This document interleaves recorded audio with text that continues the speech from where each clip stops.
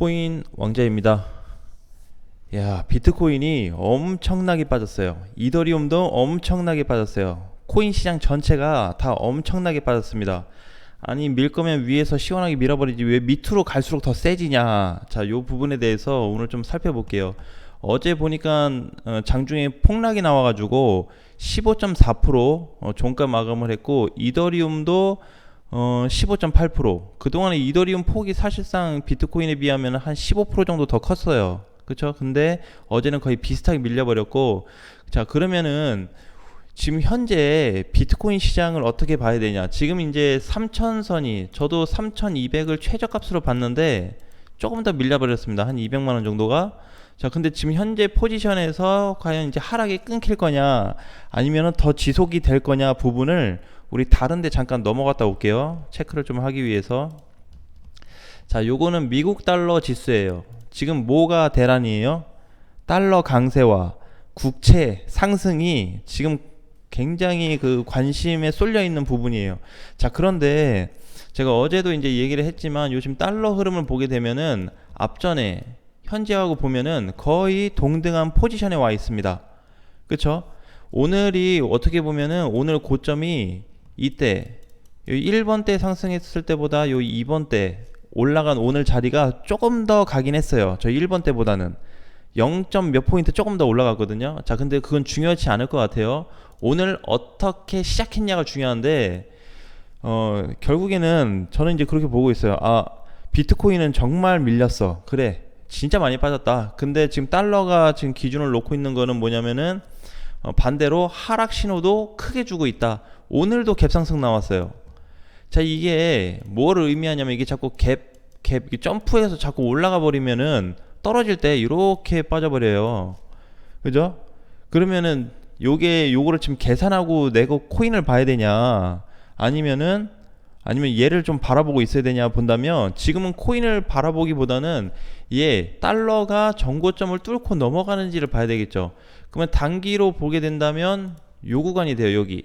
그쵸? 지금 현재 포지션 여기가 되고, 조금 더 길게 놓고 본다면 과거에 여기 1300원 달러가 올라갔던 자리가 있는데, 그러니까 지금 결국에는 지금 1290원에서 1300원 요 사이에 머무르고 있는데, 이거 넘어갈 거야 말 거야가 오늘의 숙제입니다. 그래서 오늘 결과가 나올 수도 있어요. 저는 이제 조금 여유 있게 본다면 이번 주 금요일까지 좀 놓고 봤는데, 빠르게 될 경우 오늘도 답이 나올 수 있겠다. 자, 그래서 우리가 그러면 이제 요게 만약에 하락이 나온다면 우리 앞전에 요 경험을 좀 했을 거예요. 여기서 하락된다 그래서 비트코인이 많이 올라가진 않았거든요. 예, 비교해서 보면은 이때 우리 막 너무 세게 가니까는 달러 떨어져야 돼 했는데, 떨어지는 거에 비해서 비트코인 상승이 한 4, 5% 정도, 한 5%짜리 두 번 나왔죠. 그 정도밖에 안 나왔어요. 자, 그래서 그럼 이번에도 혹시 여기 밀리면 비트코인 반등이 좀 약한 거 아니냐, 약할 수 있지 않을까라고 놓고 봐야 되는데, 일단은 오늘 요게 이제 갭 상승된 이후에 지금 보면은 분봉상에서 우하향으로 좀 밀려버리고 있습니다. 그죠? 자, 어쨌든 갭이 떠서 시작했다는 게 첫 번째 단점 포인트로 볼 수 있어요. 근데 이게 지금 거의 일주일 이상 상승이 나왔으니까 저는 이제 좀 넘어가기는 좀 어려운 상황으로 보여지고요. 자, 두 번째로는 그러면 얘를 이제 가지고 와가지고 코인 시장에 대입을 해본다면 코인 시장을 어떻게 봐야 되냐. 어제 이제 미국 시장도 많이 밀리긴 했어요. 그죠? 자, 근데 이제 우리가 주봉으로 놓고 보게 되고 일봉으로 봐도 지금 이렇게 지금 이제 가격에 대한 어떤 지지값이 깨져버린 상황이에요. 그쵸? 자, 지지값은 깨져버렸는데 이번 반등이 저기 이제 좀 전에 봤던 이게 환율이 만약에 꺾여가지고 밑으로 빠진다라는 조건 하에 간다고 한다면, 이번에 밀려버리면 이렇게 만약에 빠지잖아요. 이렇게 빠지든 이틀의 연속해서 빠지든 한 방에 빠지든 어떻게 해서 빠졌다.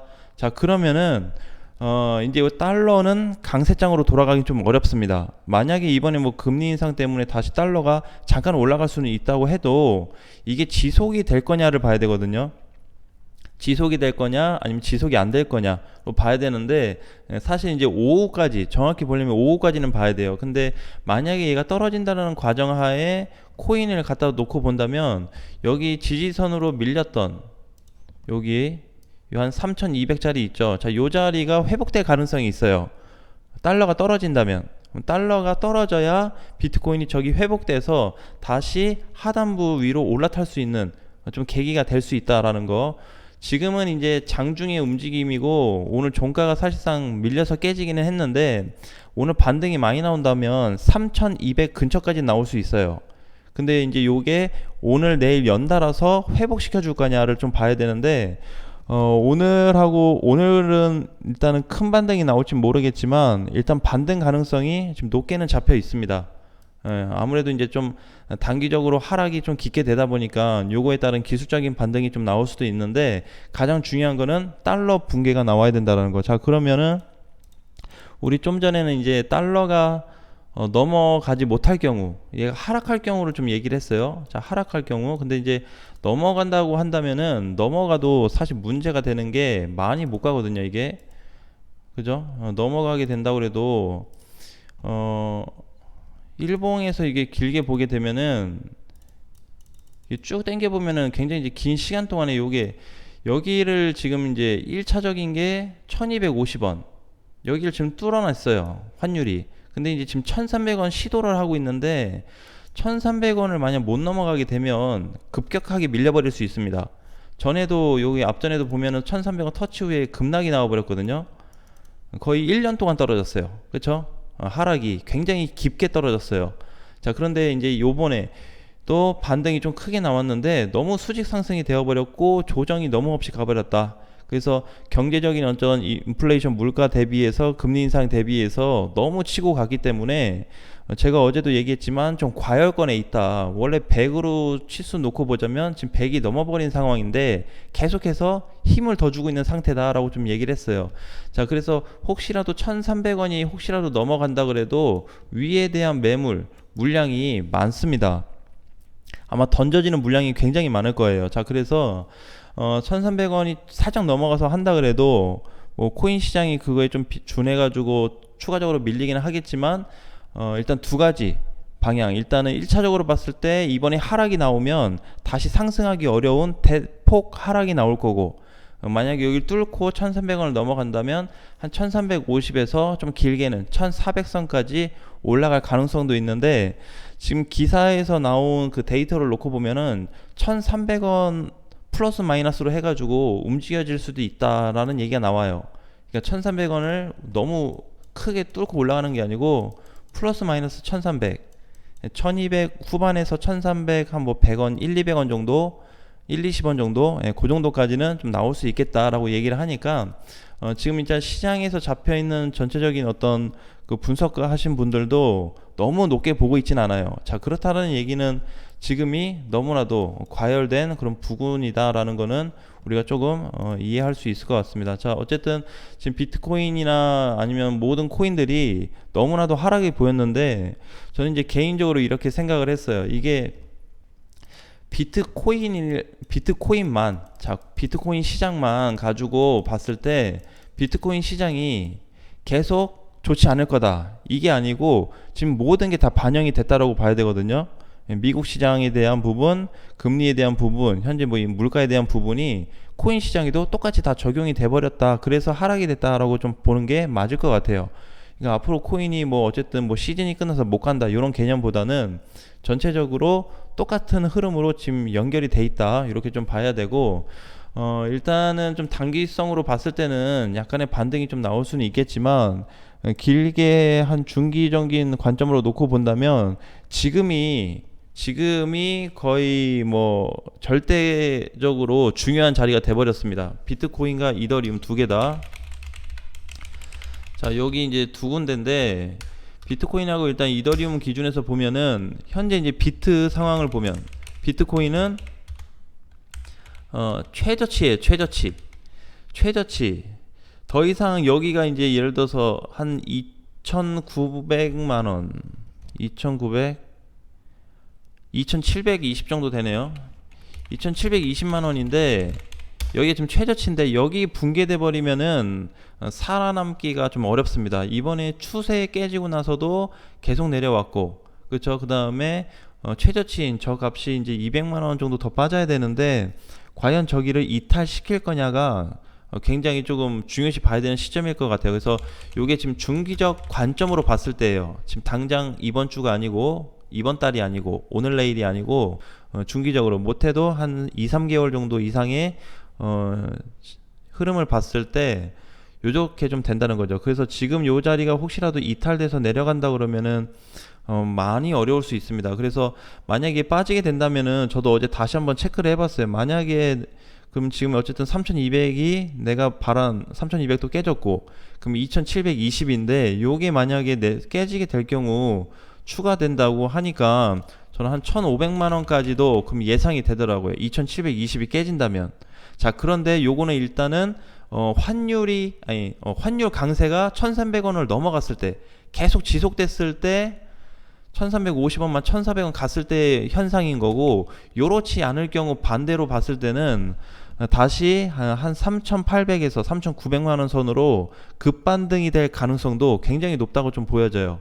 그러니까 우리가 이제 두 가지 지금 방향으로 좀 놓고 봤는데, 그러니까 결국에 모든 부분에 있어서 좀 기준을 잡아야 되는 거는 지금 현재 환율을 좀 보셔야 됩니다. 환율. 그래서 모든 답은 좀 이쪽에 들어 있다.